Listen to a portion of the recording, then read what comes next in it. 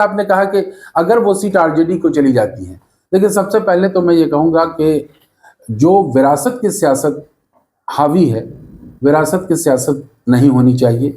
आप बात करें कि दूसरे लोग, अगर एक परिवार के ही लोग हमेशा राजनीति करेंगे तो क्या दूसरे सोशल वर्कर सिर्फ ताली और थाली थोड़ी बजाएंगे? उनको क्या करना है? बगावत के मूड में मैं कोई बगावत की बात नहीं कर रहा हूं। मैंने कहा मैं इंडिया अलायंस के साथ हूं, लेकिन कोई भी लीडर, मैं विरासत की सियासत की बात कर रहा हूं कि परिवार में अगर एक आदमी पॉलिटिक्स कर रहा है तो इसका मतलब सारे लोग पॉलिटिक्स करें, ये कोई जरूरी नहीं है।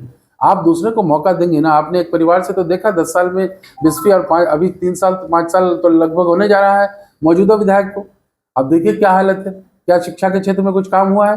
एक बड़ी एग्जाम्पल मैं आपको दूंगा कि शिक्षा एक, कोई भी एजुकेशनल इंस्टीट्यूशन को शिक्षा का मंदिर कहा जाता है, लेकिन अभी माइनॉरिटी का एक स्कूल बनने की बात हुई तो जो माननीय विधायक जी अभी मौजूद है उन्होंने उसको रोकने की कोशिश की कि ये स्कूल हम यहाँ नहीं बनने देंगे।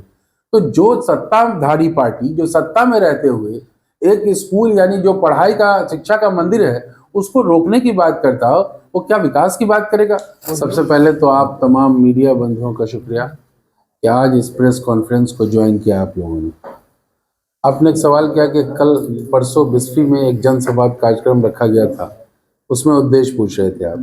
देखिए, मैं क्लियर लफ्जों में बताता हूँ कि मैं शिक्षा और चिकित्सा के क्षेत्र में पूरी दुनिया में काम कर रहा हूँ।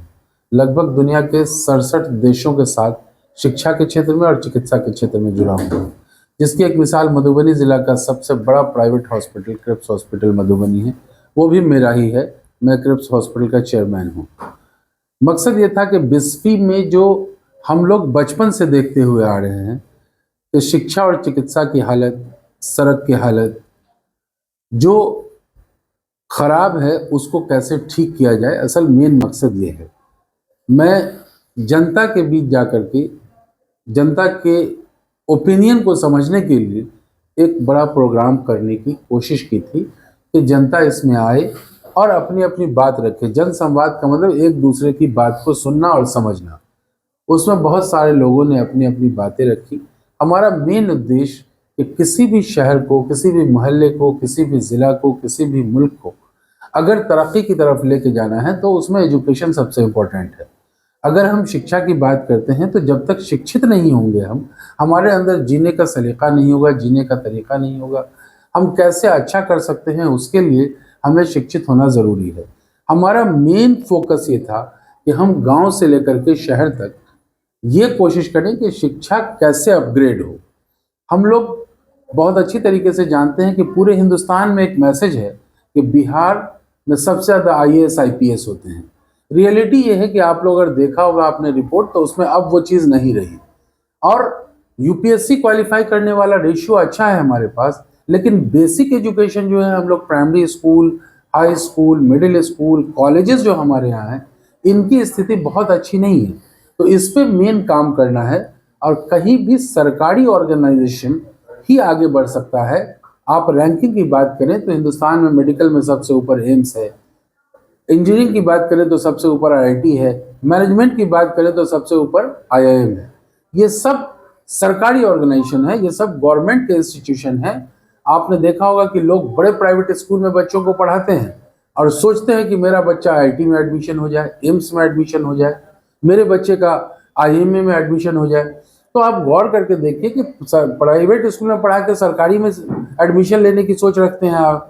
तो हमारा ये कंसर्न है कि जो भी पहले यहाँ नुमाइंदा है, जो भी लोग पहले चुनाव जीत के जाए हैं या जो पावर में हैं, जो सत्ता में लोग हैं, उनसे मैं अपील किया, मैंने उस स्टेज से भी और इस स्टेज से भी मैं अपील कर रहा हूँ कि आप लोग शिक्षा के क्षेत्र में काम करें। अगर शिक्षा के क्षेत्र में काम नहीं करेंगे तो बिहार की हालत बहुत नहीं सुधरेगी।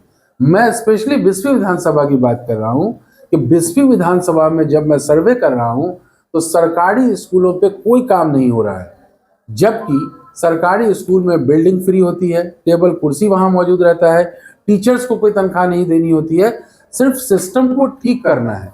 तो हमारे यहाँ जो जनप्रतिनिधि पहले से जीत के गए हुए हैं, उन लोगों से मैं अपील करूंगा कि आप लोग शिक्षा के क्षेत्र में इन लोगों के साथ मिल के काम करें। एक तरफ आप बोल रहे हैं जो खास के 20वीं विधानसभा में जो शिक्षा वहाँ का दयनीय है, दूसरी तरफ नीतीश कुमार का कहना है जो हमने शिक्षा के क्षेत्र में बहुत ज़्यादा काम किया है। तो फिर किस तरह देखते हैं जब आप जनसंवाद करने जाते हैं, वहाँ से कितना जनता की आवाज़ आप तक पहुँचती है जो शिक्षा यहाँ पे बहुत ही दयनीय है? देखिए, जग जाहिर है, आप लोग जो भी मैरिड लोग होंगे यहाँ पे, पत्रकार ही महोदय, आप ही लोगों से मैं सवाल करता हूँ, क्या आपके कितने बच्चे सरकारी स्कूल में आज पढ़ रहे हैं? अगर नीतीश कुमार के खोखले दावे को यकीन कर लिया जाए तो कितने लोग सरकारी स्कूल में पढ़ रहे हैं अच्छी फैमिली के बच्चे?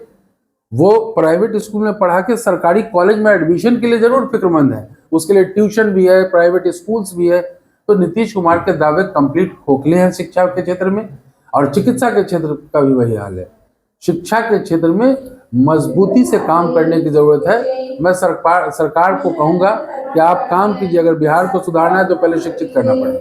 ये जो दो मेजर आप मुद्दा बताया है, हेल्थ और एजुकेशन, इस दोनों मुद्दा को छोड़ के और क्या समस्या आपको देखने को मिलता है 20वीं विधानसभा में? देखिए, शिक्षा और चिकित्सा की बात तो होगी। अभी भी नीतीश कुमार जी दावा करते हैं कि मैं बहुत अच्छी सड़कें बना दी, लेकिन आज भी आप गांव की सड़कों में जाती हैं, आप लोग पत्रकारिता में हैं, जगह जगह जाने का मौका मिलता है, तो आज भी ऐसी जगह है जहां सड़क में गड्ढा नहीं है, गड्ढे में ही सड़क बनी हुई है। तो सड़क की हालत लचर है। आप गांव में ड्रेनेज सिस्टम आप देखिए, गांव में पानी की निकासी का कोई ऑप्शन नहीं है, तो पानी की निकासी का ऑप्शन होना चाहिए। सरकार ने साफ सफाई के लिए बहुत जगह देखा आपने कि टिप्पर लगा हुआ है, वहाँ से कचरा उठता है, लेकिन गांव इलाके में इन सब चीज़ों का कहीं कुछ दिखता नहीं है। नल जल योजना सब लोगों के सामने है। सरकार एक लॉलीपॉप देती है, नल जल योजना पे काम करती है। कितने मुखिया बेचारे जेल में चले गए, तो नल जल योजना भी धरातल पे उतरते उतरते उसकी हालत बहुत लचर है। तो मैं तो देखता हूँ आपसी भाईचारा नहीं है। 20वीं जिनको विद्यापति जी का जन्म हुआ, जहाँ पूरे देश में विद्यापति जी को पढ़ा जाता है, पूरे देश में विद्यापति जी को सुना जाता है, उस विद्यापति जी के जन्म स्थल में 20वीं में अगर हम लोग कॉम्युनल की बात करें, हम लोग हिंदू मुस्लिम की बात करें, हम लोग भाईचारे की बात नहीं करें, तो मैं देखता हूं कि जिस गांव में एक प्लेट में हर मजहब के लोग खाना खाया करते थे, आज उस गांव में एक दूसरे से बात करने के लिए तैयार नहीं है। तो हमें एक मैसेज है मेरी तरफ से आप लोगों के जरिए कि आपसी भाईचारे को बनाए रखना है। जनता के हित में जो बेहतर फैसला हो वो करना चाहिए। धन्यवाद।